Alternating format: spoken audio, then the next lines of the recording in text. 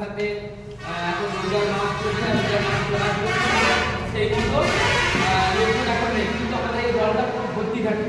এই হলটা পুরো ভর্তি থাকে, এই দিকটা পুরো লম্বাটা পুরো ছেলেদের চলে, আর এখানে পর্দা দিয়ে ঘেরা থাকে শুধু মহিলাদের চলে।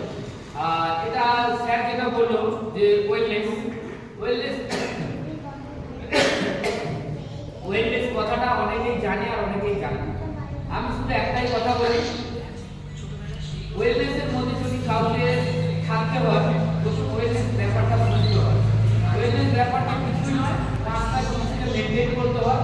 আর সেই পাঁচটা জিনিস হচ্ছে শারীরিক, মানসিক, সামাজিক, অর্থনৈতিক আর আধ্যাত্মিক। এই পাঁচটা জিনিসকে মেনটেন করতে হয়। সেই পাঁচটা জিনিসের এক একটা পয়েন্টে, যেমন শারীরিক দিক থেকে মিনিমাম 8 থেকে 10টা জিনিস মেনটেন করতে হয়। কখন জল খাবো, কখন খাবার খাবো, কখন রেস্ট করব, এরকম প্রত্যেকটা পাঁচটা পয়েন্টের প্রত্যেকটা বিষয়ে মিনিমাম 7 থেকে 8 রকম ব্যাপার আছে, সেগুলো মেনটেন করলে তবে ওয়েলনেসের মধ্যে আমরা পড়ি। আর আমি যেটা শর্টকাটে বলি, কারণ এত সময় থাকে না মানুষের শোনার, তার জন্য আমি যেটা শর্টকাটে বলি, অসুস্থ হওয়ার আগে নিজেকে কিছু করতে হবে যাতে আমি অসুস্থই না পড়ি। সুস্থ থাকাটাই হচ্ছে ওয়েলনেস। আর